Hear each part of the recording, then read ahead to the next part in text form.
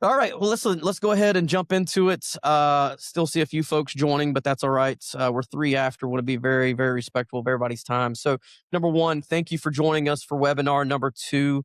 My name is Chad Spears here with Infusion Points. The CISO, as Tanner's already mentioned. I have the resident SME, Mr. Tanner Bailey, to my side over here, and he knows all things 20x here at Infusion Points for us. And as we jump in, we had a question that came to us during the registration process of this, and wanted to throw this out there right out the gate. I thought it was a great segue in, and the question was, who are the leaders right now to get an ATO? And that was an interesting question to us. We really had to sit back and think about that, and before we could even answer that, we had to kind of maybe clarify a few things. So, Tanner, why don't you jump in and help us clarify ATO versus FedRAMP authorization and or certification as we're now hearing. So go ahead. Yeah, thanks, Chad. So, as far as the process for getting an ATO, that in and of itself has not changed. The agency is still the group through which you're going to be getting your ATOs. You're still going to get your FedRAMP authorization or certification. Right now, it's still authorization because consolidated rules is not out. It will transition to being certification at that point.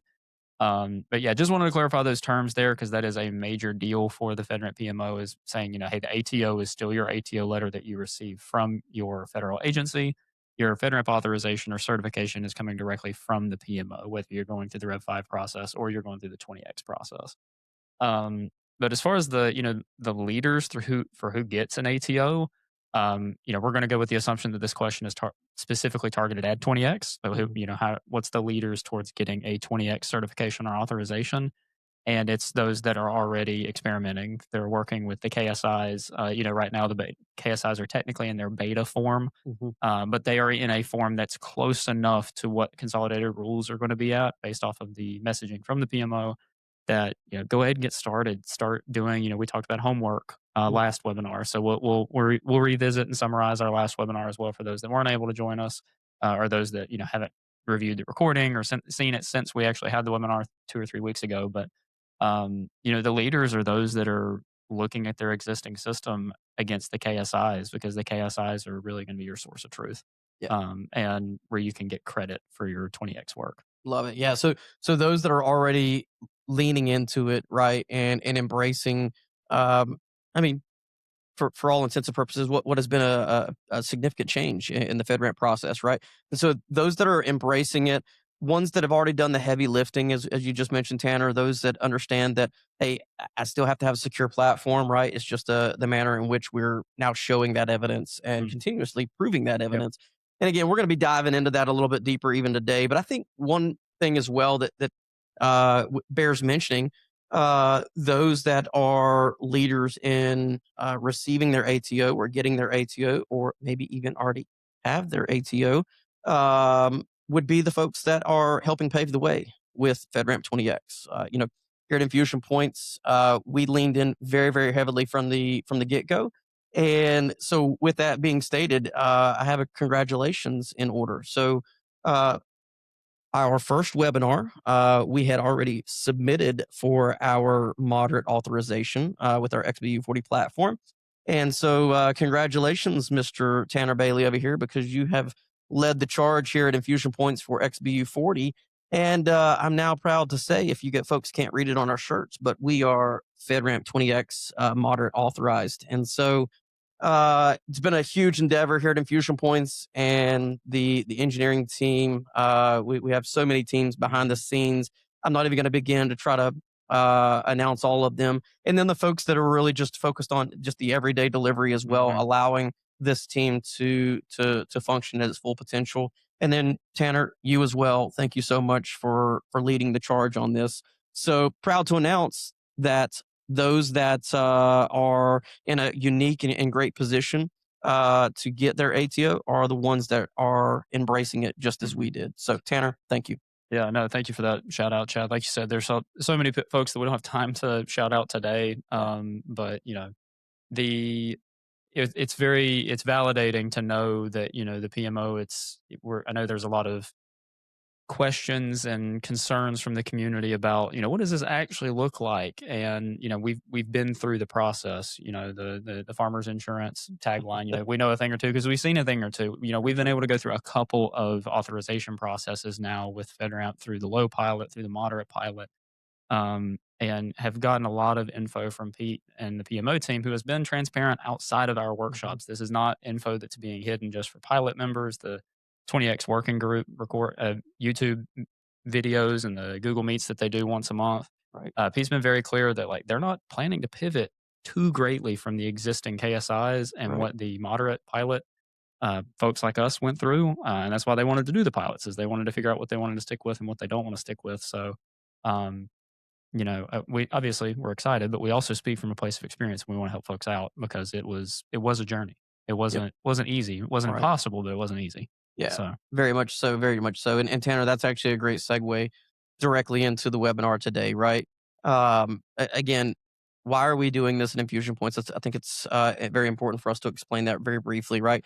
We're leading with education first in this, and we understand that educating you folks out there about the 20x process, the breakdown of KSIs and what does that mean, and how do I prove this within my environment? The success of FedRAMP 20x is going to be the success of everybody. Again, I think we use the terminology, the rising tide raises all ships. And so we want to see FedRAMP 20x succeed, and we want to see our customers and potential customers succeed as well. Whether that means that they're landed on our platform or they're leveraging their own platform, so be it, right? Success is success. And so that's a great segue into kind of the first section, right? So let's talk a little bit about that, Tanner. You know, why FedRAMP 20x? What's the first thing that comes to mind, again, as we discussed last time when we talked about why FedRAMP 20x for our viewers? Yeah, so I mean, the why is really FedRAMP was broken. When we say FedRAMP, that Rev 5 process was it was troublesome, it was long, it was expensive, and the PMO and with the change of administration kind of kicking it off, with the push for efficiency, specifically from Mhm. groups like Doge. The PMO went through changes, and some of the new leaders at the PMO basically said, "Hey, we got to figure some way out to fix this, or to at least change what we can, Mhm. according to the letter of the law." So the why was, making it easier to get into FedRAMP, but also making it to where your investment to determine if FedRAMP is the path for you is worth it. It was hard to get into the FedRAMP space to even see if it was worth it because agencies won't even look your way unless you're authorized. Right. But you got to get an agency to be authorized, and going through that process was simply too expensive and it took too long. Yep. And then there was a bunch of other stuff like quote shadow guidance. I know that's a Mhm. term that's been thrown around where it's like over time, guidance got put into quote law or unofficial control requirements Mhm. because it was talked about at the PMO, but it was never put into control baselines. So they're trying to streamline all that with the KSIs as well to take care of a lot of the confusion on the back end. Right. So, Yeah. So what I'm hearing, the breakdown there is simply this, right? We said it last webinar. You know, for the CSPs out there and the folks that may be joining us, the why is simply this. It's an opportunity for new businesses to break into the federal market. Number mhm, one, to be able to do it more cost effectively and be able to do it quicker. And so that's why FedRAMP 20x is here. And we view it as an opportunity, and we're seeing a surge into the market with a lot of people, mhm, really kind of piling up at the gate, if you will, looking to onboard their platform or on the board their software into this process here. So now let's talk about real briefly as well. What changed? Okay, hey, FedRAMP 20x. We hear it's a huge change, but what changed? But then not only what changed, but what didn't change. And mhm. so as we jump into that, Tanner, tell us a little bit about what has changed with FedRAMP 20x Yeah. versus traditional Rev 5. Yeah, no, I appreciate the call out to what hasn't changed. So, I want to make it very clear that from a business perspective, the goal is still to sell to the federal government. Mhm. So, the security requirements, there is a lot understood from the federal government, and there's going to be a lot of expectations that the federal government has about the security level of your system. One, expectations from the federal government have not changed. You got to pair that and keep that intention with the change from the controls to the KSIs. So how you're approving it, you don't have the 853 baseline anymore, but you have key security indicators that are heavily influenced by that 853 baseline. So, thinking through, our recommendation, or at least our mindset going through the pilot was, hey, we're going to be 853 compliant Yep. because the way that we've architected our systems from an 853 compliance perspective up to, FedRAMP High, IL4, IL5 is with security in mind. And then all the compliance was just, making sure we had checkboxes in places where maybe it wasn't, the biggest business driver, which is the flexibility that the KSIs offer is saying, hey, if there's something from the 853 baseline formally that's not worth it, or one of these Mhm. KSIs that is not applicable to you, you don't have to hand jam it in for the sake of hitting the checkbox. Right. So that's what has and hasn't changed from a security perspective Mhm. and what the compliance perspective.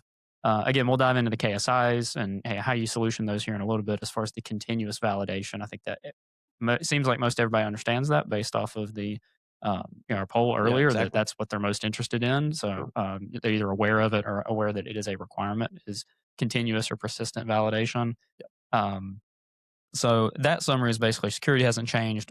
The way that security is shown has Mhm. changed dramatically. Yeah. And the way that that has kind of changed the process is that your assessor role has changed very Mhm. dramatically, Yep. where assessors are moving less from a, or more from a engineering or checking the validation processes themselves rather than the result of those Yeah. validation processes, or saying, hey, instead of showing me a screenshot of your NACLs or your ports and protocols, you know, let me review your automation that is going and checking those cloud native tools. Yeah. Um, You had to go and use that word, yeah, screenshots. yeah, screenshots. I know Yeah. it's a bad word around here. I'll have to Uh, put it in the screenshot jar. yeah, but you're exactly right. I remember we had Fortrium on Hmm. within the first webinar, right? And they specifically talked about the fact that the assessor now has to have more of a technical mindset, right, going in, because again, they're proving, validating the KSI validations and the checks, the KSI checks, and how those are operating within the environment. So you're exactly right. And then with that as well, in those checks and the continuous checks, we also had AWS on the previous webinar. And so we touched on leveraging cloud native tooling and putting those tools to work within your environments to prove the security of your environment. So, again, in a nutshell, security didn't change. The way that we're presenting the data is what's changed, and the way that we're showing that data. And so that's kind of a recap of where we were last time. And so let's go ahead and kind of jump into things now within the webinar for today. And a few things that we're going to be showing for today is we're going to be taking a look at what's known as Trust Center, and we're going to kind of break down what Trust Center looks like. And we're going to be showing maybe even some of our secret sauce, if you will, with XBU40. Again, we're leading with education here. We're kind of pulling back the curtain, even here at Infusion Points, and showing our audience that, hey, this is how we're answering it. And then we want to help viewers out there understand how they can even answer some of these KSI questions, or even show these validations within your own environments. And so, the Trust Center, Tanner. Let's talk about the audience of it, and if you want to, you want to go ahead and share screen. Let's bring up our Trust Center so that the audience can see. I think it's very important for them to see exactly what we're talking about here, and we'll just kind of drive through it. And for our folks that are out there, you can go to our Trust Center. It is live, the public view, XBU40.com. You'll see all things XBU40, but then you can drill over to the Trust Center there. So on the site here, as we jump into the Trust Center, Tanner, let's talk about, or if you want to go to the 20x dashboard first, let's talk about this Trust Center in itself. Who's the audience here? Talk a little bit about that. Yeah. So, if you guys will, just for the audience sake, if you'll see up here, you see a T icon. This is showing that I am signed in to a private view of the Trust Center. So the first question you got to think about is, who is my audience? That's going to depend on what view you're in. So, this xb40.com webpage is publicly accessible. So, think of this Trust Center requirement to show your KSI status or your compliance or security status as a way to, market yourself or market your Mhm. system. So, on the public view, your audience is going to be anybody and everybody that you're comfortable with seeing it. Yeah, So, again, we'll drill into individual KSIs, but on the public view, we've made it to where, this is all you get to see on this sure. 20x dashboard. And we'll show some examples of the KSIs. So that's your public view Right. thought process. And then the private view is, think stakeholders with operational responsibilities or Mhm. stakeholders with your agency.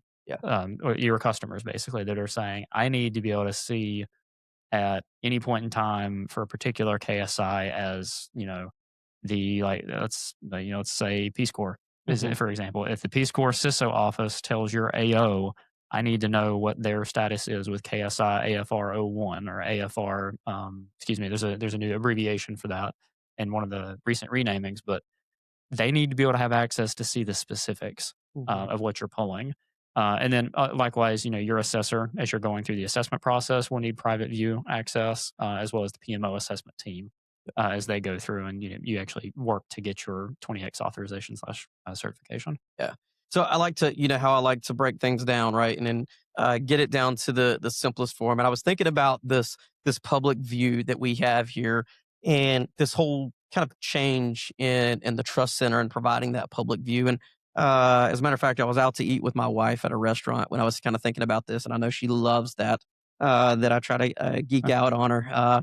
But and I looked over on the wall at the restaurant, and they had their sanitation rating up there, Mm, and it was like, there's their public trust center, right? So again, it's that score. It is marketing even in itself, right? The cleanliness of the restaurant means a whole lot to me, but I don't necessarily get to see everything that was graded on at that private view mhm, that you were talking about. And so, within that private view, within there's the ability to export the KSIs. So the agencies that have stake in the game, if you will, right? They can see what's going on, and I think it's very important as well within this view is to talk about how this is shown.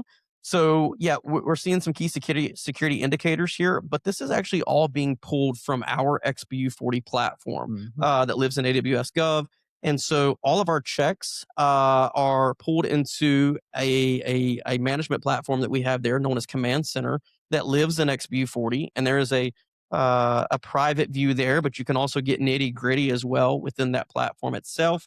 But here, that data is then presented over for the agencies, even at a private view, where they can actually start seeing some of that metadata of these checks. And we're going to be diving into there. But again, it's directly integrated as a front end here to kind of show the fruits of your labor, if you will, mhm. of the platform and the engineering that's taking place here. Yep. So let's kind of as we buffer into these KSIs, there's kind of some questions that you have to ask yourself. So, what sort of like questions should we be asking when it comes to answering the KSIs? What sort of evidence should we be thinking about?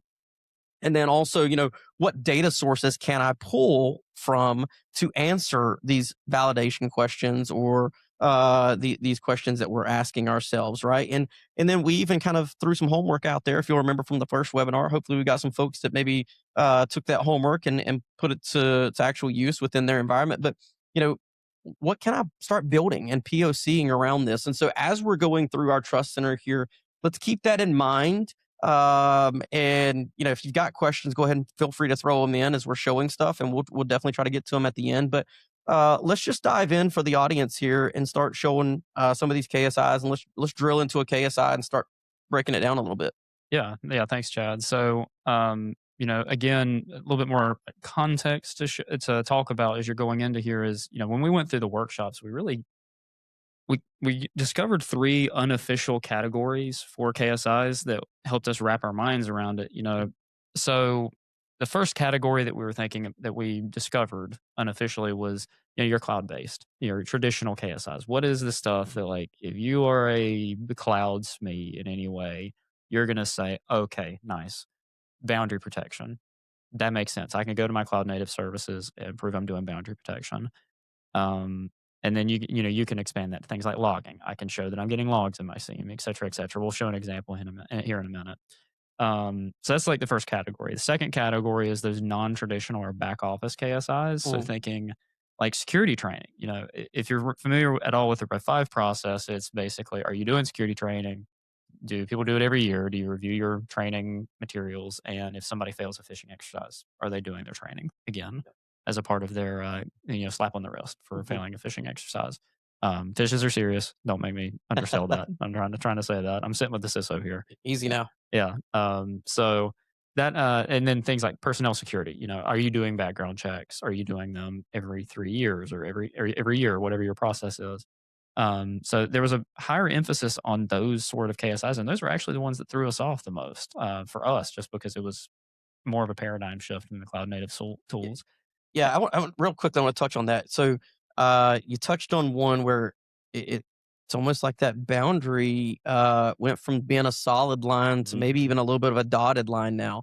We're not saying that the boundary is not still important. However, working with the PMO, we very quickly understood that, like, there are things that you may go outside the boundary to pull evidence back in to prove, such Mhm. as the training and things of that. And that was kind of a shift for us as well that we had to really take a look at. And, you know, I remember within that, it made total sense whenever it was posed in this manner. Number one was, does it make sense for your business? Right. Mhm. And what is your business currently leveraging? So, what I was really appreciative of is they're not looking for you to introduce any new processes or solutions. If your organization's doing security awareness training and some type of onboarding as a regular employee, will leverage that. Yep. And you don't have to go build a solution now that's within the boundary. Go ahead and leverage that HR system that maybe you already have, and let's pull that data in and prove that you were doing that. And then not only that, if the validation or the KSI doesn't make sense for your business, then don't Don't do prove it. it. Yep. Yeah, don't do it. So again, that was kind of that mindset change that we had to make here at Infusion Points as we were working through these KSIs. Yeah, and on the operation, or excuse me, the like the back office KSIs, it kind of reminded me of the Rev 5, ancillary services Mhm. conversation that you would have commonly, where you're saying, "Hey, I'm using this service to support my FedRAMP journey, but I'm not. It's not processing data. It's not part of my official boundary." And more often than not, the conversation with your assessor and with PMO or your agency was, "Hey, it's not storing processing data." Sometimes you'd gather evidence or build a story, maybe it's like a mitigating controls Mhm. write up, but very rarely were you, reaching out and gathering evidence for that because it was outside of the boundary. So now the PMO is saying, hey, they just want more visibility Right. into how you're using ancillary services or ancillary processes like security training, like background checks to support your system. Yeah. So, but yeah, and then the third category, so we talked about cloud native, your traditional KSIs, traditional like, hey, I'm going to Mhm. reach out into my system, and instead of grabbing a screenshot, I'm going out through API. To your back office slash, personnel procedural controls that are Right. part of your business strategy, not necessarily specific to your FedRAMP system. It's more related to you as a business. And then three, your GRC and operational checks, Mm. which don't seem like they would be all that Mhm. complicated, but automating those can be Yes. a bear if you don't design with automation in mind. Right. Because, and we'll dive into this again, but not everything can be automated. Yep. 20x has made an emphasis for automation, but not everything can be automated because it is a system operated by humans at the end of the day. Yeah. So, but yeah, so let's dive into that first category, that cloud-based traditional KSI. And for each of these categories, we're just going to pull up an example or two and go through those questions that Chad talked about. What sort of questions should you be asking to make sure you're compliant and make sure you're proving what you need to do? What sort of evidence should you be thinking about? Where are you going to prove said Mhm. evidence or gather said evidence? And then, take all of that into mind as one big question. How can I build a POC for this? Yep. So, when we think about cloud native tools, it makes sense to go to CNA, which is the Cloud Native Architecture, Right. KSI family. Sure. So, the KSI requirement language at a high level is a secure cloud service offering. We use cloud native architecture and design principles to enforce and enhance the CIA of the system. So, we're just going to dive into CNA 01, a little bit of housekeeping. For our system, we realized that we're not going to do one validation check per Mm. KSI all the time. We discovered that it usually took more than one check to prove that we are compliant with Yeah. a given KSI. So this here, and this is the way it looks for all of our validation checks within the Trust Center. This is the language for the requirement. So persistently ensure all machine-based information resources are configured to limit inbound and outbound network traffic. And Tanner, who came up with that language there That language is directly from the PMO. from the PMO? So, Right. yep. So this is think of this. This is the KSI. Think of this as like CNA-1. Okay. Like Gotcha. if CNA is the AC control family for 853, then this is AC1. Right. Just think of it that way. Love it. This language down here, do WAS contain the rule rate limiting traffic, our NACLs and use across Mhm. accounts, et cetera, et cetera. Each of these validation checks these were designed by our team. Okay. So I'm going to pause you for just a second. I'm going to take us back, right? So at the top there, CNA 01, that question there, that's the question that the auditor's bringing to you, Yes. right? So I'm taking it back to Rev 5 path. That's Mhm. the question the auditor's taking to you. And then down below would be maybe your engineering team, or maybe your, in our case, even our security operations team, as they're sitting through the traditional audits back in the day. These are the questions that we would then ask ourselves. How do we prove Yep. what the auditor's asking to ourselves? And I love how you mentioned as well that we're not just going to provide one simple answer and answer it in one manner. We're going to answer it in several different manners. I love that because it provides within our system and our platform, it provides a system of checks and balances as well. We can see if one falls off because we've got another, and that would then cover it Mhm. and flag that. And so I love that the team has done that. So let's now dive into a little bit to it, and let's talk a little bit about it. So we're asking persistently ensure all machine-based information resources are configured to limit inbound and outbound network traffic. I love it. Being an old network guy myself here, I love things like this. So I'm immediately thinking WAF right here. Do WAFs contain rate limiting rules? I'm thinking NACLs. We got NACLs in there, proxies. Love it. Is block traffic being logged to the SIM? Very important for our security Mhm. operations team. So let's jump into one right here and how we answer that. All right. So do WAFs contain rate limiting traffic? So walk us through the information that we're being shown right here. Yep. So again, this looks the same. Again, you can only see this because I'm in private view right now. But as agency customers have requests, they can request to see this detail. The agency, or excuse me, the PMO as well as the 3PAL assessor both have access to this data, as it's vital for them to be able to perform their assessment. So the first thing that you will see is a summary of whether the KSI validation check itself passed, how we're collecting said KSI evidence, where we're reaching out to it. So the source, whether it's automatic or manual, and then the validation timestamp. So we're running these regularly. This one ran this morning, about 10 hours ago, 9.5 hours ago, technically. So we are also including in each of these an explanation. So this Mm, explanation includes basically a layman's terms, slightly more technical than layman's terms summary of what we are doing with this check. okay. And the key with this is it's saying, what is the check doing? But then there's also a description of the failure slash pass criteria. I love So that. that's what you'll see here in about the last third of the explanation. I love that. Yep. So what are we checking here? And then how do we know if it failed as well? Mhm. I love that we're defining the criteria there. This is very important for the assessor, but also for the PMO as well, or any agency out there that would be leveraging this system. Yep. And I think I do want to call it too. It's very important for your agency Mhm. side of the house to basically say, "Oh, okay, I get it," Yeah. because they don't have the time to understand all of the different services that they've provided ATOs for, or that they're considering providing ATOs for. So there's the key there. And then we also have a similar breakdown from the 3PAO. So as we're going through our Mm, assessment, or our annual assessment, we will continue to have, we had Fortrim, like we said, Ethan joined us in our last webinar. So Ethan, as he was going through the process, um, went through and is providing his comments to mm, provide feedback so the agency can make their or excuse me, so the PMO can make their recommendation. As a reminder to the audience, the 3PAO is no longer making a we recommend or we do not recommend CSP John Doe for FedRAMP authorization. They are simply gathering data to help assist the FedRAMP PMO assessment team in their process. So you'll see here that Ethan has gone through, he went through and talked about, our defense in depth network setup. mhm, It's talking about, and what he is doing, the benefit of this is, we showed earlier that we have multiple validation checks for mhm, KSI. mhm. So what Ethan has done here, and the benefit of that is it's able to build a story overall. Love that. Because, I mean, let's face it, anybody that knows networking says, okay, cool. Do you have WAFs with rule rate limiting traffic? That's not enough for boundary protection Right. generally, but it is a factor of boundary protection. Mm, So Ethan's able to go through here and say, okay, cool. They have WAF rate limiting at the edge, which is this KSI. There's other KSIs for NACLs at the VPC layer, our proxy. He's also able to combine the evidence shown in this KSI and align it back to, die by default ideologies or methodologies as defined in the 853 controls that inspired the KSIs. so we So see a you see a little bit little, of a reference to the old yeah. 853 mindset, because that's what the industry is used to. So it's interesting that that the assessor's notes appeared here. You mean they didn't have to put this in a spreadsheet and No, then no, deliver it? So no uh, SARs, no SAPs anymore, which is great. imagine that. From here, you would actually be able to see some of the assets and everything that it's checking within the back end of our Mhm. system.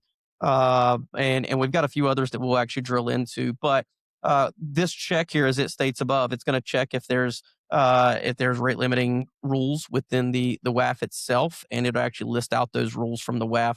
And this goes back to one of the points that AWS made as well about leveraging those cloud native solutions and cloud native systems so that you can query for that information using things like AWS config. And even if you can't do this, I want to break this down for our audience because this is very important as well. Again, education here. Uh, this is our solution. This is our platform. Let's talk about, Tanner, how we would do that. Maybe we got somebody that's tuning in today that are like, hey, that's great. Listen, but I'm not using a WAF.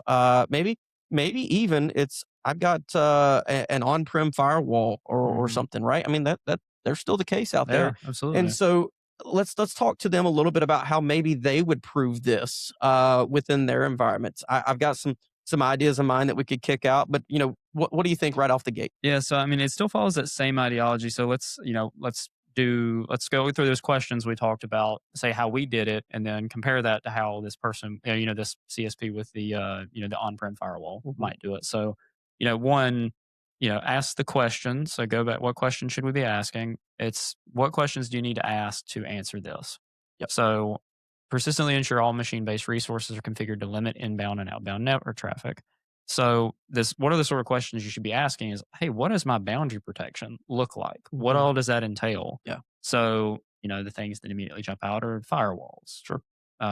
ports and protocols, Mhm. NACLs, those are the sort of things that jump out at us. And because we know our system so well, we're saying, okay, cool, we have, we've got a WAF, we've got NACLs. We should have those NACLs at each VPC. We've got a proxy deployed. If the WAF rules are doing their job, they Mhm. should be blocking traffic. So we should be getting logs of said block traffic. So that's Sure. something we could check for. Same idea applies. Ask those questions about your system. On-prem firewall. How should that on-prem firewall be configured? Yeah. Are you getting logs from that firewall if it's Mhm. blocking traffic? Do you have logs when the firewall is changed? Is Mhm. there a GRC process? We'll talk about some GRC and operational stuff, but if there should be a change control process for updating the rules on that on-prem firewall, then if there's been changes within the last 24 hours, are you checking if there's been an approved WAF change control ticket Right. within the last 24 hours? Yeah.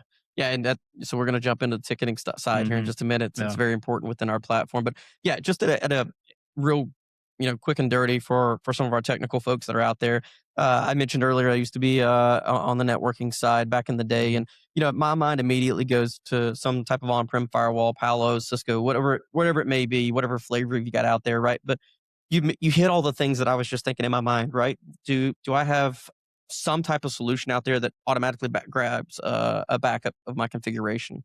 Well, if I Mhm. do, then I could actually run some type of script or something that would then check the configuration to validate that ACLs are being applied, right? Okay, number one, you've got that. But then also, hey, that's great they're being applied. Are they working? Do you have hit counts on them? Well, then we can reference back to our SIM. So going back to the logs, do you have logs coming through that are showing, Yeah. hey, traffic blocked or whatever. So we can kind of quantitate the fact that yes, ACLs are showing in the configuration they're being applied, but then we're also seeing from the logs that they're being hit and they're working. So again, we see how we can answer multiple questions right there for one validation or one KSI and improve our story. Mhm. And we could do it in an automated fashion very, very simply. I think it probably, with in today's AI world, it probably, 5 minutes you could have a script that you could set up even at its lowest level on a scheduled task or something, right? And I'm getting Yeah. really nitty gritty there. There's a lot more elegant ways to do it, but again, breaking it down in its lowest level, that's how you could approach this, right?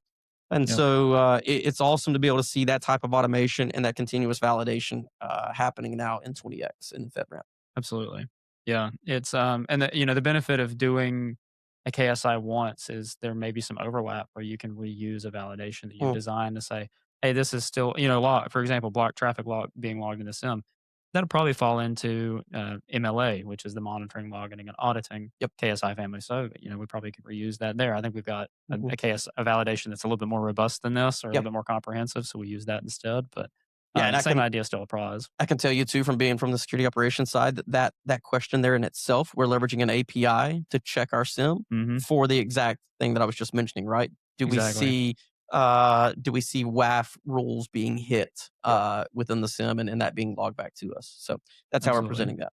So now let's pivot over to we're I see you over in SED now. So let's talk a little bit about this one because I know these are a little different in the way that we Mhm. are solving for these. So talk to us about these. Yeah, so the cybersecurity education, I'll leave this up so folks can read through it, but you'll notice that it is pretty similar to the old AT control family, but you'll notice the main difference, you're still asking, are you giving training to all employees on your policies and procedures? Are you doing role-based training for high-risk roles, for development engineering staff, incident response, disaster recovery staff? But you'll notice here at the very beginning, it says persistently review the effectiveness. So it's not just Mhm. saying, are you doing training? And it persistently review, translate that in your mind. We were like, how do you review the effectiveness? Because it's like, correlation versus causation. Yeah. The key here is, can you prove the business value of your training? That Ah. is the key here. That was the light bulb that hit us when we were working with the Mm. PMO. So Yeah, going back to that comment when we opened up, right? Does it make sense for your does it business? make sense for your And business? Yeah. it's what I believe it was Ethan that put it right that the KSIs are now mapping back over not only from a security perspective, Mhm. but then also key security indicators and KPIs. Yeah. KPIs, right? That's where I was going with it. Yeah, KPIs for measuring the performance and the effectiveness within your organization. So it's really given us shed a new light for us and how we're answering some of these. Yep. Yeah. So what we went through, and this is a spoiler alert for the audience. This is a family that's going to get revamped pretty heavily with Mm. CR 2026 based off of FedRAMP's messaging, because there's a lot of companies that fall into like the same category as us, where in our conversations with the PMO, they were like, "Hey, you guys are checking for the same training for everybody," and it's like, well, it's because what we do is help people go through FedRAMP. So Yeah, everybody in the company is related with things like incident response. right, Everybody in the company, even if I don't develop, I need to have developer right. understandings. So I need to acknowledge those. I need to So acknowledge each individual control family or KSI in our policy and procedures at this point. So my Mhm. prediction, again, take this with a grain of salt, this is my prediction, this is Tanner, not Infusion Points, nor the PMO speaking, is I don't think that there will be 4 individual KSIs for CED. I think they will make one overall KSI that may revamp the language a little bit. Mhm. It'll just say persistently review the effectiveness of your training with X categories. So that it'll consolidate everything into one KSI. Um, so Yeah, that's yeah, because this one right here, right? I mean, this is a requirement for all Infusion Points employees. This is yeah. part of our onboarding, right? This has to be done. It's done Mhm. annually as well. Um, so technically, that's always going to be at 100%, Yeah, right? it better So, be. well, yeah, it better be. But then if we never see that fall from 100%, does it really make sense to be Mhm. proving? What's the benefit of proving that? Exactly. Yeah. So the benefit of proving something like this Mhm. is questionable, but if you go into the other requirements, Right. you can go into CED. I believe it's CEDO2. Um, excuse me. Check. I want to check. There's one in particular that I have in mind, but they all meld together eventually. Yep. So right, yeah, here it is. Developer certification preparedness survey metrics captured within the last year. Mm, So, one word we don't hear thrown around a lot in the FedRAMP space is qualitative. mm, So, quantitative, when you think of metrics or key security indicators or even KPIs, you're always thinking what's something I can prove empirically, yep. and you can't really prove empirically. I mean, you're talking from a purely statistic standpoint. You can't prove that if I do my training, that I won't fall to a phishing exercise. Right. There's no way. It's not a. I'm not a robot. You can't configure it. Perfect. Right. You can't configure me to not respond to a phishing exercise. Wish it could. I know. I know. Yes. Again, CISO here, guys. But there is something to be said about going through security training or doing a certification exam Mhm. for, like, if I'm going to be in Terraform, for example, doing a Terraform course should help me. Getting a Terraform certification should help me.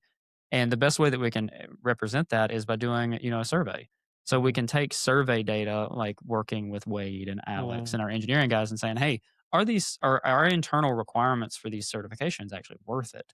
Yeah. And that's, there were varying factors that we didn't even think about, like, oh, cool. Wade had a lot of experience with Terraform before he came in, Yeah. before he even joined us, but he didn't have the cert. So, Mm. it was a good for our internal metrics to get a cert, Sure. or for him to get the cert. But for him personally, he was like, I think it was worth it, but it might not have been worth it for me as much as it is for somebody else. And then you compare that qualitative data with your business drivers, Mm. like saying, for example, we're an AWS Premier partner. If anybody's at all familiar with the, partnership tiers at AWS, certifications as your company are a big key to achieving said partnership tiers. So it makes sense, even if I don't pursue I don't use, it's kind of like a degree. And, there's no degree in FedRAMP, but I still use a lot of the, processes from my degree every day for the way that I think, the way that I do my work, the way that I communicate. The same idea applies to certifications. Solutions architect, I have AWS Solutions Architect. Mhm. I think it's a great resource for me because I understand a lot of the high level how our architecture works, even if I'm not hands on keyboard or in console all Right. day. But it not only does benefit me from a qualitative perspective, it benefits InfusionPoints because we need X number of solutions architects. Right. So what that KSI data does, these may not be all that useful for your agencies, Mhm. as far as or ones that agencies are going to hone in quite as much because it's not affecting the way that you're processing data. Remember, this is still outside of that traditional Rev 5 boundary, but it is important for you as a business to be able to prove, hey, we don't need to do all this. Yeah. There's no reason for you as an agency to check on our training because it's not applicable training, or it's not beneficial for us to do developer specific training because we don't really have developers. That's Yeah. not like applicable to our business case. So Yeah, and so with that, I love this when they brought it up, and we talked about surveys, um, because like most organizations, we at Infusion Points, we even do an employee survey, an annual employee mhm, survey, right? And with that, right, I know at the leadership level, those results are reviewed, and then you try to help steer the organization and steer the business in a better place with that. Same concept here. Now let's ask maybe some of our technical engineers of, hey, we're requiring you to do this. Is it beneficial unto yeah, you? And then taking those and taking a measurement on it and being able to present that data here to be like, hey, our engineers said that this wasn't beneficial. So we changed that process. And now you can see that shift and mhm. see how that in itself helped improve the overall security of the environment, Yeah. even from a training Yeah, perspective. well, and, there's other ideas like, again, it's kind of hard to figure out the correlation to causation, but I talked about phishing exercises because, we're a security company. We get Mm, a third party to, do a phishing exercise with us every year. And I don't have it pulled up in front of it or on the screen right now, but we have another KSI validation that checks, you know, what is our average phishing like report. We have mm, an internal process where, if John Doe gets phished, he reaches out to Jane Doe in the SOC, says, yep, hey, I got phished, report it to the rest of the company so the rest of the company doesn't fall ill to it. So instead of getting an average response time for the company, which is what you would think of initially, mhm, we know that our process is an internal report. So whatever the time is for that first report, because then we can rely on this process to report it out to the rest of the company. yeah, So it would skew our metrics really poorly if we reached out for like the average reporting time frame, because I'm just going to delete the message if I right. see it get reported by the SOC. I don't want it to be in my inbox Right. anymore. So, Yeah, so let's talk about that because it's interesting and it goes into our audience here a little bit more in depth about how we're approving some of these. And I can talk about that process a little bit in depth, right? So, where are we pulling some of that information from? Number one, I heard you mention the reporting. And I know from the security operations side that that's going to be in ticketing. And mhm, so, let's talk about the fact that even within our XBU40 platform here, we have Command Center, which is our ticketing piece. And we do have some KSIs that we are proving based off of ticket types and the operational pieces of the environment, right? How well are you operating within the environment? So talk to us a little bit about some of those KSIs. yeah. So, apologies for the flipping back and forth here, folks. I do want to share the entire INR family here, but INR, this is the immediate one that I talked. I polled the engineers here as Hmm. before we were preparing for this webinar and saying like, hey, we're going to talk about GRC/operational KSIs. which one do you guys recommend? I mean, that you guys did all the designing, and they said INR, no question. There's only so much you can automate with INR. Right. So the idea here is what processes are still reliant on operations? What Mhm. processes are still reliant on your people? Um, we all know, we were just at a conference a couple weeks ago. There was a huge debate out there and lots of conversation about like AI identities and saying, like AI SOC agents is something that is being pursued slash investigated by a lot of folks of saying, do you want to trust an AI agent to automate slash do things on your behalf, or are you wanting it to assist you in those processes?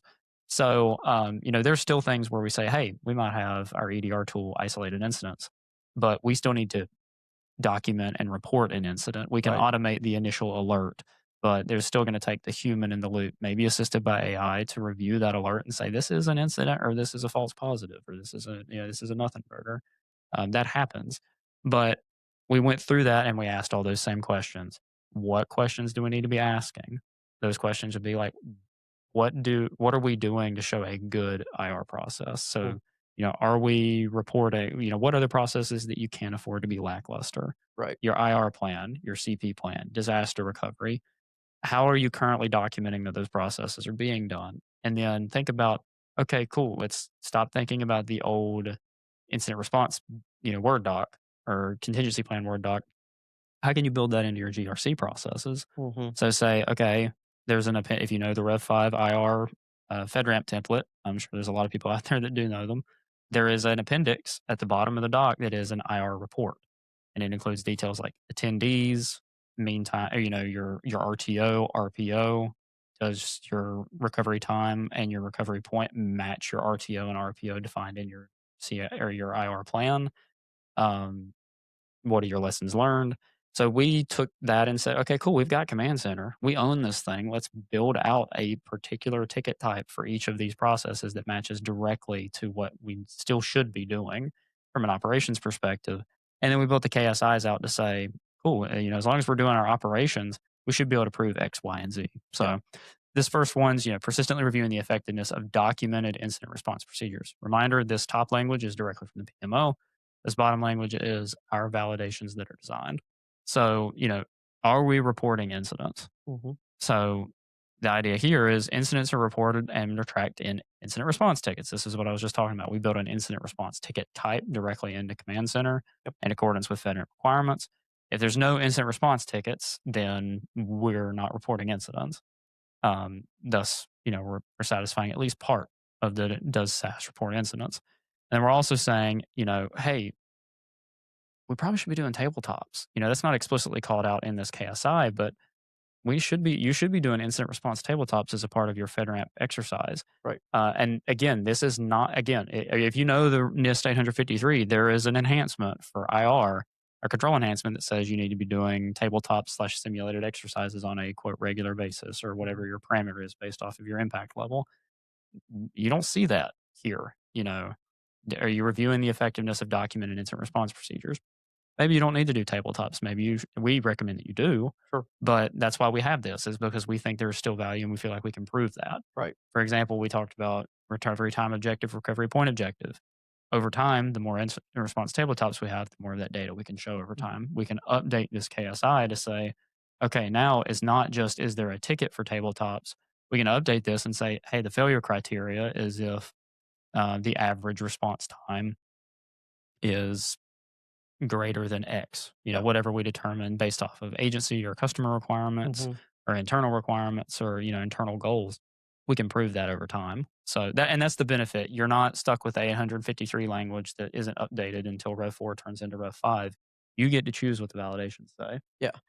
Yeah. And I think I love that. And what I really like about this is, and what I'm hearing you say is as we kind of wrap up here, because I do want to ensure that we get over some Q&A, because I think we got a few questions that's been sent over our way. But one of the things I'm hearing, and please correct me if I'm wrong, right? You're our resident SME here, but um, it's about proving what you're already doing Hmm. and going back to the fact that um, tabletop exercises, that's how we operate within the environment. That's what we do. That's what Yep. we do here at Infusion Points. Hey, these other KSIs, that's how we've built the platform. That's what's already there. That's the security that's already built in. And so that's the key to be thinking about this with these key security indicators is thinking about how do I prove how I'm operating the environment. And when you think about the agency's perspective, that's what they're wanting to see, but they're wanting to see it continuously. So do you care to pivot back? I know you Yeah. pivoted over to another. Go back to the 20x dashboard real quick. Absolutely. So I think it's very important. This history here across the top, very important for our audience to see that each one of those, as you can see, is a day. But this historical trend, you'll notice it's not a straight line across, right? You'll see a few little dips here and there. But if you go back and just go ahead and click one, you can select a point in time here to then go back and view. You'll notice across the top, you're viewing historical data here. You can see the validations changed as we added more checks within the environment as we're going through this process. You can even see that some are over here, they're orange, right? That's important whenever we're going to prove this as well, for even the PMO, but also for the assessor when they're reviewing this as well.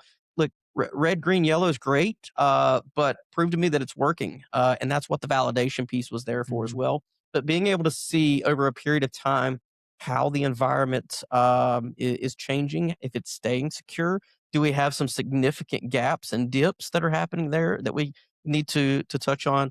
I think it's so important that the continuous piece is now being put into play into FedRAMP. Yep. Yeah, and this I highly recommend that everybody in the audience listen to the. We'll be dropping a link to the community working groups playlist on FedRAMP's YouTube as part of the resources we're dropping in the chat. But one of the, I believe it was the most recent one, Pete talked about how their intention with consolidated rules is to say, hey, the KSIs, there's not going to be a big difference in the KSIs between your FedRAMP Class B, FedRAMP Class C, FedRAMP Class D, but it's the amount of data that you're showing. Right. So like Class B, Pete indicated, Class B is just like, hey, do you have your KSIs?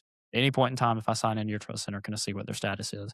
Class Yep. C is data like this, over Right. time. Are you showing that, you have point in time data that I can view, but also data over time? So, Yeah.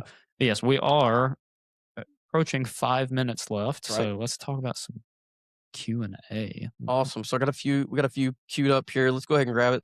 What was the hardest part or one of the hardest KSIs we worked on? Man, I think that, what's your thoughts? I know one for me, but I'm going to get a little more technical, Yeah, with my background, but go ahead. I think the we hinted at it, but the all the back office KSIs, I think we tried to overthink it in a lot of Mhm. ways of saying, how do you prove? I think we all got a little statistician minded and like and we got a lot of technical folks working on this and be like, I can't prove exactly that I'm not going to fail a phishing exercise if I do my IR training, but I can, or my security awareness training, but I can prove that there is value in that training because we can look at metrics and saying, okay, cool, maybe we need to update our training. Mhm. Something you can at least experiment with, Yeah. without a lot of major risk to your system, which was that was the light bulb. Yeah, for for us. me, it wasn't necessarily a particular single KSI. It was all the KSIs Yeah. because I remember us sitting around the table with the engineers and with our leadership here. And one of the things that we stated, because again, we've been doing this for a long time. We like to throw around the verbiage FedRAMP trauma. And we Mhm. might have a little bit of FedRAMP trauma, but as you stated, we know a thing or two because we've seen a thing or two. And it was changing that mindset, Mhm. right? Getting out of our own way to review this as a new path forward and a new process. It wasn't the hardest part, but it really took us a minute to understand that. Okay, listen, we need to approach this with a fresh board and a fresh Yeah. look at it. Yeah, I really like Jesse's question in the chat as well. The how do you use Trust Center to make KSI validations quote inspectable? Mm, What does an agency actually see in export? So yeah. an agency is going to see what I saw in the view that I was screen sharing today, a private view. But they also we didn't have time to share it, but the Trust Center tab itself Mm, includes exports from our 20x dashboard that we were sharing. So it has a machine readable JSON output whenever it said April 28th at 3 a.m. was the last time it was run. At that time, when the KSI automation is run on our back end, it pulls a JSON machine readable export as well as a human readable, like HTML, I believe is the format that we've got for that, Right. that is available in that Trust Center. Mhm. On the public view, there's a redacted version of that, of those JSON and HTML files for the public to be able to say, okay, cool. Hey, I Yeah. can actually run this through whatever script I've got that works with JSON. Very, And it proves that we're doing all those KSIs without me having to do a manual review on your Trust Center. yeah, and very important call out there that that is a requirement, right? That the Yes. machine readable Hmm. export there and having that even human readable in that HTML format as well is a requirement. So Yep. yeah, great question. See another one here. How long do you think it will take a vendor to go through the FedRAMP 20x moderate process from concept to authorization? That is a great question because that's going to lead me into something else that's I'm going to leave the audience with as we close down. But I'm going to let you take a crack at it first. Go ahead. Yeah. So, if you're considering FedRAMP 20x moderate already, I do highly stress that you have a business case to do Mhm. so. FedRAMP's made it very clear they don't want people to say, I have to go for moderate immediately. There's no chance in me pursuing, or there's no point in me pursuing FedRAMP unless I go all the way to moderate. If you've got a business case, fire away. If you don't, pursue, FedRAMP Class A, that pilot authorization that they're working with to, get the business Mhm. pipeline built out. That's the whole point of Class A.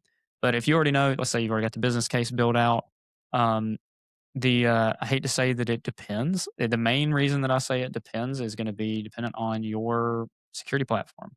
If you're already on a security platform, let's say you just have an application and the application's pretty secure, get with it. Again, we're not making this salesy, but there's a lot of folks that have already gone through this process that have a Mhm. security platform. Our platform's designed to integrate applications into their own account, leverage the existing platform we've already built out, and just add your KSI validations. You have an entire team. We just talked about an engineering team on our back end that's designed all these.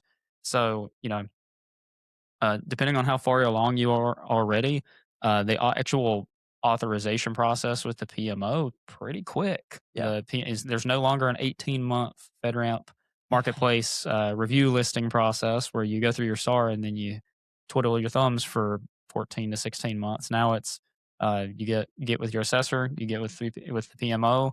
PMO reviews a couple things. Maybe it takes them 3 to 4 weeks max. I think they'll get better at it over Sure. time. It took Oh them a yeah. little bit of took them a little bit of time to figure out what this looks like for them too. Yeah. But maybe a couple months, especially But if your security platform's already in place. yeah, but I do want to throw this out there as well, right? That question in itself is actually one of the whole reasons that we created this webinar Hmm. is to educate folks and as we mentioned, demystify FedRAMP 20x a little bit, right? Because there is a lot of things that are being thrown out there in the market when it comes to that timeline. But then when it also comes to just the fact of you'll see, hey, deploy this tool, right? It goes back to what we've been talking about this entire time. You already have to have security engineered. Yeah. The tool's only going to pull what's there.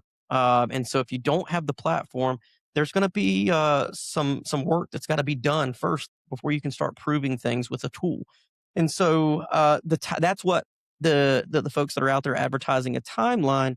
That's why we say it depends a little bit, right? Because it Yeah. depends on how mature you currently are. Although, if you do leverage a platform, i.e., XBU40 or whatever other platform, if you have your own platform and you've already built it with security in mind, then you're much more Yeah. ahead of the game and you will fast track that Yeah. process because that's exactly what 20x was intended to do. Yeah. At that point, it's just building out your KSIs, getting them on a dashboard, and then talking with your FedRAMP folks. That's So, it. yeah. So as we close out here today, Tanner, I do want to do a few little housekeeping things here. Number one, for our audience, thank each and every one of you for joining. But I also want to leave you with this: that question, right? How long do you think it will take to go through this process? And what's the next step for these webinars? Well, I'm going to be unveiling today. We're doing it live right here. That we are going to be having a cohort, and it's a 20x cohort that we here at Infusion Points are offering up. So for organizations that are out there that are looking to go through this 20x process and they have that business need, as you've already mentioned, you can work with us and we will help guide you through step by step through this process. And the first step in that is going to be some links that are going to be coming. We've got this self-service kind of assessment tool, and those links are already out there in the chat. I see that Caitlin's dumped some of those out there. And so you can go to those links, fill out the self assessment survey, and then you'll hear back from us about joining our cohort. There's several other links as well out there to follow to continue to educate yourself about 20x. And you can always follow us here at Infusion Points because we're going to continue to lead with education. But the quick look assessment is going to be your path to that cohort. So each and every individual out there, if you are interested in FedRAMP 20x and joining our cohort, go take the quick look assessment. And then also, plug into our socials as well to stay up to date on new webinars, new podcasts that are coming out. And I believe we've got one with Anchor coming Yes. out, Yep. webinar that's going to be coming. So Yeah, it'll stay tuned be. for that. I'll be present for that webinar, and so will Alex, who is our lead 20x engineer from our security operations side. So it's going to be panel discussion style. It's going to be super exciting. Where it's going to be, we're answering questions just about 20x. So come with your questions, come with your ideas. Like Chad said, find Chad or I or anybody else on the Infusion Points team, like on LinkedIn. Sure. We're approachable. So Yep. reach out to us. But yeah, we are. Thanks again to everybody for joining. Yeah. We really appreciate it. Yeah, and I will leave you with this. Again, if you're new to FedRAMP 20X and you're still kind of kicking it around, you're not too late. As a matter of fact, you're right on time. Yep. So with that, thanks everybody for joining today, and good luck in the FedRAMP 20X journey.